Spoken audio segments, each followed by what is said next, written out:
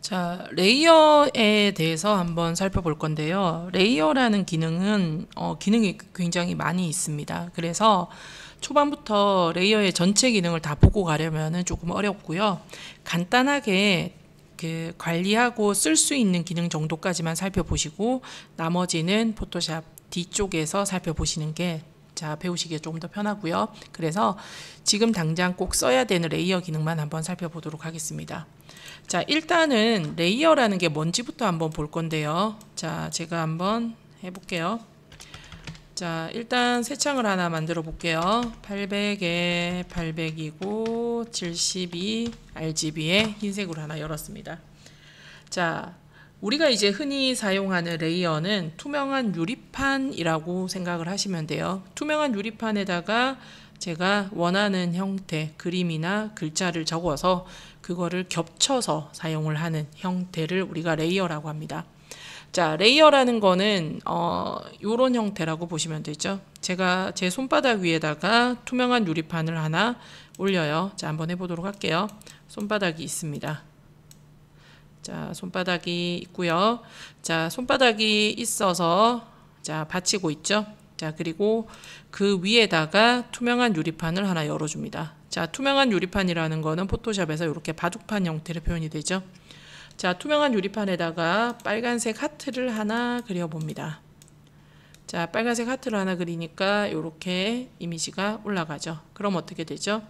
자, 손바닥 위에 하트가 있는 형태로 보이죠. 자, 다시 투명한 유리판을 하나 열고요. 자, 파란색으로 네모를 하나 그려줍니다. 그러면 자, 투명한 유리판을 자, 파란색 이렇게 하트를 그린 거죠. 손바닥 위에 빨간색 하트, 그리고 그 위에 파란색이 겹쳐지는 형태가 됩니다. 자, 그리고 또 뭔가 작업을 하려고 하다가 연두색 페인트를 엎어버렸단 말이에요. 그러면 보세요. 저는 분명히 손바닥 위에 빨간색 하트 그리고 네모를 그렸는데 자, 그 형태가 위에 제일 위에 파란 초록색 그 페인트를 엎으면서 어떻게 되죠? 하나도 보이지 않죠. 자, 레이어라는 거는 어떻게 겹쳐져 있느냐에 따라서 결과값이 달라집니다. 지금까지 제가 설명한 제 손바닥 위에 하트, 파란색, 그 다음에 초록색, 요거를 우리가 위에서 이렇게 내려다보고 있는 형태가 지금 화면에서 보고 있는 이 도큐먼트라고 보시면 되고요. 그거를 옆에서 쳐다보고 있는 층이 오른쪽에 있는 요 레이어라고 보시면 돼요. 자, 레이어라는 거를 요 오른쪽에 있는 레이어 패널을 이용해서 보통 우리가 사용을 하는데 자, 요 기능뿐만이 아니고 요 상단에도 보시면 메뉴라고 해서 들어 있습니다. 자, 요 두 가지들을 보통 사용을 하는데 레이어 메뉴를 열어보시면 종류가 되게 많이 있죠. 자, 이 많은 애들을 다 사용할 필요는 없으시고요. 오른쪽에 있는 패널만 가지고 사용을 하셔도 웬만한 기능들은 다 사용이 가능하니까 패널 위주로 한번 설명을 드려보도록 하겠습니다. 자, 좀 전에 제가 손바닥이 있고요. 하트가 있고 파란색 네모 그리고 연두색 페인트를 엎었다 그랬죠. 그랬더니 연두색만 보이는 거예요. 그러니까 제일 위에 어떤 형태로 어떻게 올라가느냐에 따라서 겹쳐져 있는 형태에 따라서 결과물은 바뀔 수 있습니다. 자, 이런 유리판에 제가 뭐 본드칠이나 이런 걸 했다고 이야기하지는 않았죠. 그래서 연두색으로 돼 있는 이 부분을 제가 잡았고요. 내리니까 어떻게 되죠? 순서 이동이 되죠. 자, 다시 잡아서 내리니까 어떻게 되죠? 순서 이동이 되죠. 자, 순서에 따라서 결과물은 바뀔 수 있다라는 거를 보시라는 소리고요. 자, 다시 잡은 상태에서 손바닥 밑으로 내리려고 하니까 못 간다고 얘기하죠. 자, 왜 못 가냐? 손바닥으로 받치고 있어야 되는 거예요. 유리판이라고 제가 얘기를 했죠. 그래서 받치고 있는 손바닥은 이동할 수 없다. 우리가 흔히 배경이라고 얘기를 하고요. 자, 요거에는 자물쇠가 걸려 있죠. 자, 자물쇠가 걸려 있어서 이동을 할 수 없다라고 보시면 되겠죠. 자, 요런 것을 우리가 뭐라고 하냐면은 레이어라고 합니다. 자, 이 레이어라는 거는 종류가 굉장히 많이 있습니다. 그 많은 레이어들 중에서 저희가 지금 보고 있는 레이어는 두 종류입니다. 제일 밑에 받치고 있어야 되는 배경 레이어, 그리고 아까부터 얘기했던 투명한 형태의 일반 레이어라고 보시면 되죠. 자, 요 레이어들에 대해서 한번 사용을 해보도록 하겠습니다. 자, 만들어져 있는 이미지를 하나 보실 수 있고요. 자, 이미지 상태에서 레이어들을 보시면은 제일 아래에 백그라운드라고 현재 만들어진 게 보이시죠? 백그라운드에 자물쇠가 걸려 있습니다. 자, 요거를 우리가 뭐라고 하냐면은 백그라운드 레이어라고 보통 부르고요. 배경 레이어라고 보시면 되겠죠? 자, 그 다음에 요렇게 보시면은 자, 레이어의 형태, 여러 가지들이 이렇게 겹쳐져 있는 형태인데 이 많은 아이들이 이렇게 있더라도 실제로 보이는 거는 위에 있는 이 갈색 배경밖에 없죠. 자, 이유는 제일 위에 뭐가 있냐면 배경이 현재 올라가 있는 거예요. 그래서 요 앞에 있는 눈을 껐다 켰다 하니까 어떻게 되죠? 이게 뭔지 확인이 가능하죠. 자, 눈동자의 용도는 자, 앞에 있는 눈동자 용도는 눈을 껐다 켰다 하면서 레이어를 확인하는 용도도 되고요. 당장 사용하지 않으면 눈을 꺼서 숨겨놓는 용도로도 사용이 가능합니다. 자, 그 다음에 자, 그 옆에 있는 거 보시면은 조그만한 네모 있죠? 자, 요 네모를 우리가 뭐라고 하냐면은 썸네일이라고 부릅니다. 자, 썸네일이라는 거는 미리 보기의 기능을 합니다. 자, 요것도 우리가 이미지를 미리 볼 수 있는 썸네일이라고 부르고요. 그 다음에 요런데 색상을 선택할 수 있는 것도 색을 미리 보죠. 요것도 썸네일이라고 부릅니다. 자, 요런 것들 전부 다 우리 눈에 보이는 이런 미리 볼 수 있는 것들은 전부 다 썸네일이라고 부르고요. 자, 썸네일들을 이용해서 우리가 레이어 안에 뭐가 들었는지를 일단은 볼 수 있다라는 거. 근데 조금 작죠? 그래서 자, 썸네일 위에서 마우스 오른쪽키를 살짝 눌러보시면은 크기를 조절할 수 있는 기능들이 있습니다. 자, 요 크기를 가지고 필요에 따라서 키울 수도 있고요. 줄일 수도 있습니다. 자, 작업을 하다 보면은 레이어의 개수가 되게 많아져요. 실제로 뭐 200개는 그냥 넘어가는 경우도 굉장히 많이 있는데 자, 그럴 때 썸네일이 크면은 볼 수 있는 레이어 개수가 작기 때문에 기본적으로 작은 축소판으로 두시는 게 좋습니다. 자, 그 다음에 자, 레이어 경계의 축소판 클립이 있고 문서 경계의 축소판 클립이 있죠. 자, 문서 경계라는 거는 우리가 지금 보고 있는 이 도큐먼트 공간 있죠. 이 공간에 이미지가 어떻게 들어있는지를 볼 수 있다라는 뜻이고요. 자, 레이어 경계의 축소판 클립을 선택으로 바꿔보도록 할게요. 그러면 레이어 안에 들어있는 이미지들의 목록을 보는 겁니다. 그래서 이렇게 들어있구나라는 거를 보실 수 있죠. 자, 기본값으로 문서 경계의 축소판 클립이 되어 있고요. 저는 이렇게 놓고 쓰는 게 오히려 더 편해서 이 형태를 더 선호합니다. 자, 그리고 그것만 있는 거는 아니고요. 제일 밑에 쪽에 보시면은 색상이라는 부분도 있죠. 자, 색상이라는 부분에 들어있는 거는 별다른 기능은 아니고요. 빨강이라고 선택하시면은 요 눈동자 있는 부분에 이렇게 색깔이 들어가면서 레이어를 구분을 해줍니다. 그러니까 제가 구분하고 싶은 레이어들이 있다면은 요 색상을 선택하시면 되고요. 눈동자 위에서도 색깔을 바꿀 수 있습니다. 요렇게. 자, 그 다음에 배경 있죠? 자, 배경이라는 이름이 있고요. 배경 이름 위에서 마우스 오른쪽을 누르니까 또 다른 부분들이 나오죠. 자, 뭘 얘기를 하고 싶냐 하면은 우리가 이제 보통 레이어를 쓰다 보면은 마우스 오른쪽키를 눌러서 무슨 메뉴를 쓴다라든지 그런 경우들이 많이 발생을 해요. 그럴 때 어디에서 누르느냐에 따라서 마우스 오른쪽키의 메뉴들은 바뀐다라는 뜻이에요. 이렇게. 그래서 우리가 이제 보통 자, 배경 레이어 위에서 마우스 오른쪽키 누르세요라고 얘기를 하게 되면은 자, 이름 위를 얘기한다. 그래서 레이어를 잡고 움직인다든지 레이어에 대한 성질, 설정값들을 손볼 때는 전부 다 레이어의 이름 위에서 마우스 오른쪽 키라고 생각을 하시면은 사용하시기가 좋을 것 같아요. 자, 어디서든지 마우스 오른쪽 키 할 때마다 다른 메뉴들이 나오니까 우리가 이제 주로 쓰는 거는 이름 위에 있는 애다라는 거를 보시라는 거고요. 자, 순서 이동하는 것도 한번 해보도록 하겠습니다. 자, 레이어 있는 부분, 이름 있는 부분이 주 기능이라고 얘기를 했고요. 이름 있는 부분을 잡아서 내리다 보면은 자, 요렇게 살짝 파란색으로 선이 나오죠. 그거는 고기로 갈 수 있다라는 뜻이 됩니다. 자, 그러면 내가 원하는 곳으로 가서 놓으시면은 요렇게 이동이 되겠죠.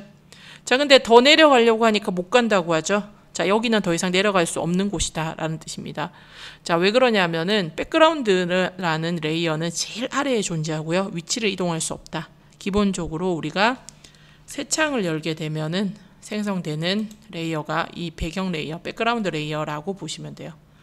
자, 백그라운드 레이어, 배경 레이어 확인을 했고요. 자, 그 위로 배경을 움직여서 이렇게 내려놓을 수 있습니다. 자, 다른 것들도 한번 더 해보도록 하겠습니다. 자, 하단에 있는 기능들부터 한번 사용을 해볼 건데요. 하단에 보시면은 이렇게 동그라미가 2개 있고 중간에 선이 있는 아이콘 있죠. 자, 요거를 우리가 연결 지을 때 사용하는 아이콘, 흔히 링크를 건다라고 얘기를 하는데요. 자, 작업을 할 때 같이 움직이고 싶은 경우가 있죠. 그럴 때 보통 사용을 하는 기능이라고 보시면 돼요. 자, 한번 사용을 해보도록 하겠습니다. 자, 제가 커피 잔이 있고요. 커피 잔의 위치를 자, 검은색 화살표를 이용해서 조금 내려서 움직여 줬습니다. 그랬더니 위치가 이동이 되죠. 자, 커피 스푼이라는 부분을 선택을 하고 싶고요. 자, 24년도 버전에서는 자, 개체에다가 이렇게 마우스를 올렸을 때 파란색 테두리가 나오는 것을 보실 수 있죠. 자, 이 부분이 사실은 조금 눈에 걸리기는 하는데요. 자, 레이어별로 선택하시기가 좋은 그런 기능이라고 보시면 되고요.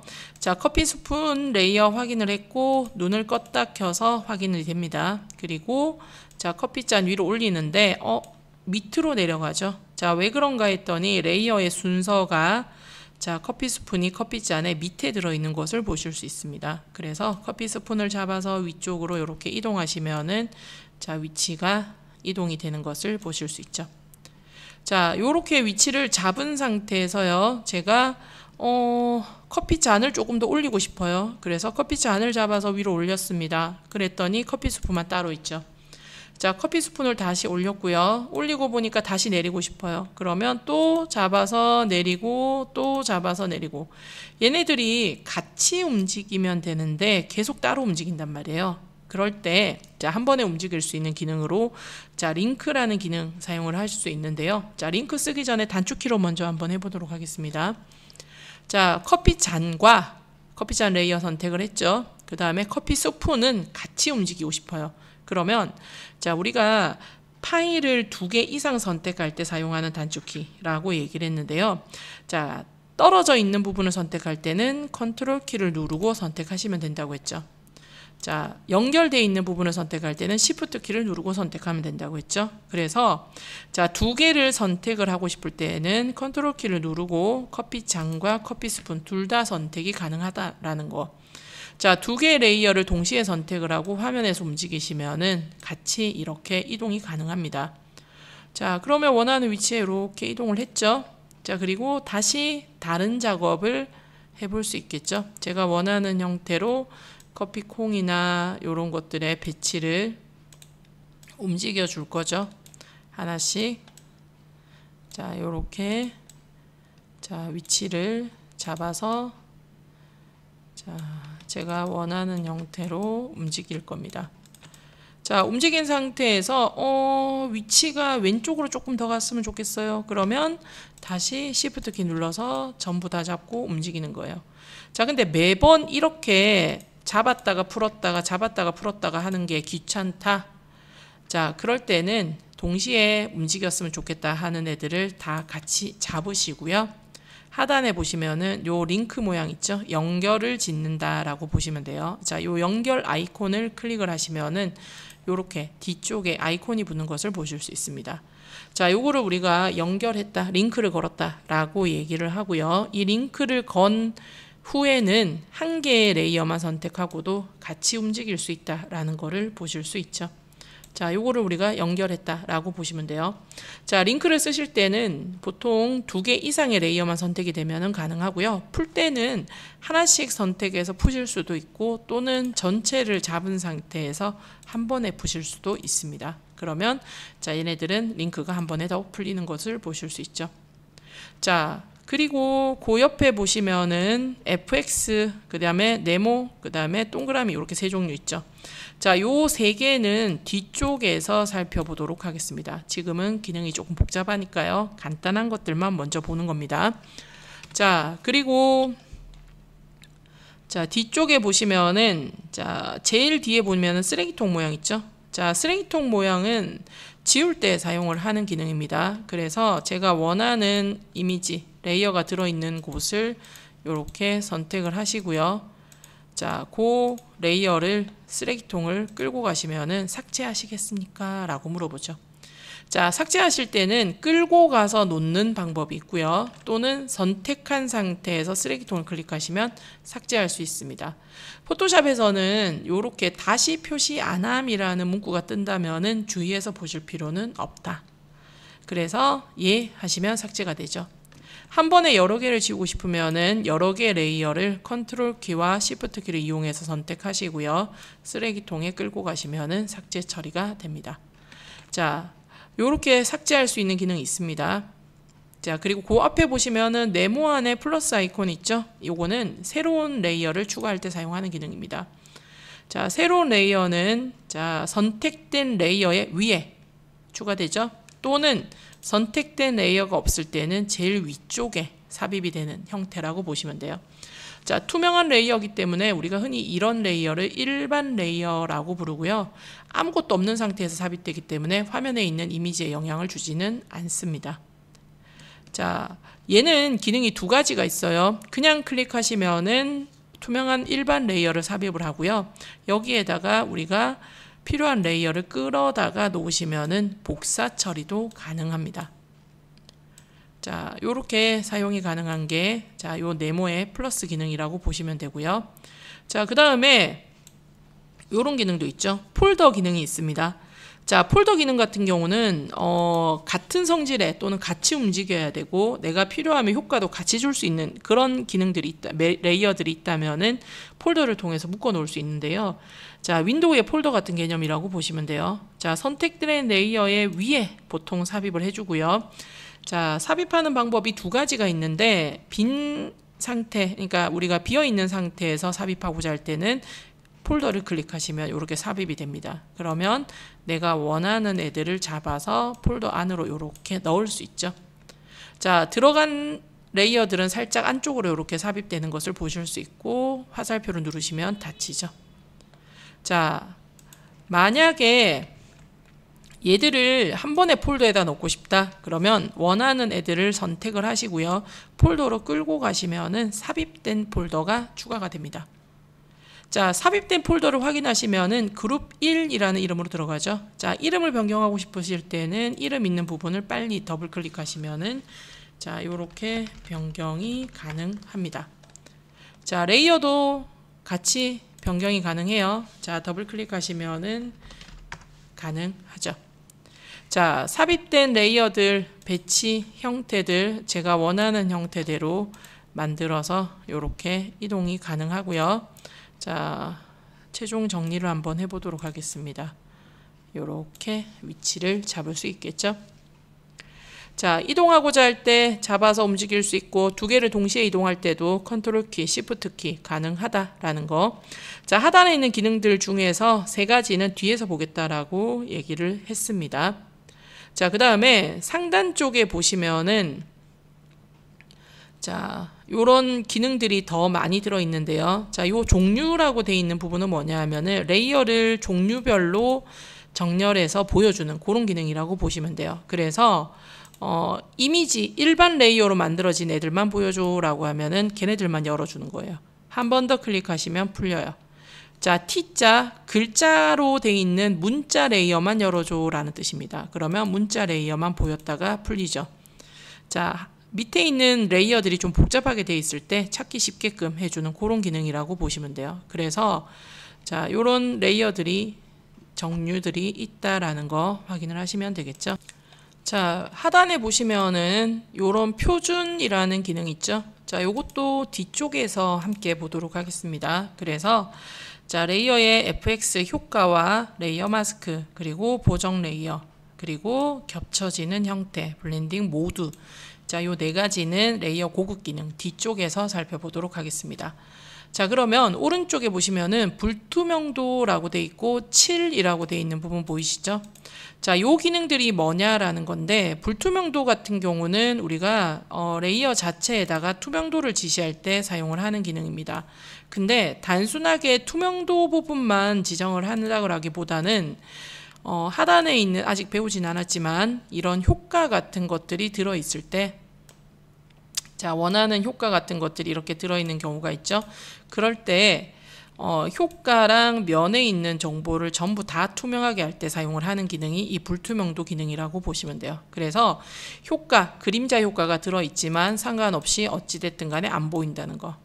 자, 근데 밑에 있는 7이라는 부분이 있죠. 7이라는 부분은 우리가 안에 면에 들어있는 부분만 투명도를 적용합니다. 그래서 자, 효과가 들어있는 경우에는 이렇게 효과만 남길 수 있는 그런 기능이라고 보시면 돼요. 자, 처음 사용을 하실 때는 이 두 가지를 섞어서 쓰시는 분들이 좀 있는데요. 자, 그러면 오히려 헷갈리는 부분들이 있기 때문에 불투명도 위주로 보통 사용을 하신다라고 보시면 되고, 조금 익숙해지면은 구분을 해서 사용을 하시기 바랍니다. 자, 한 번 더 정리를 해볼게요.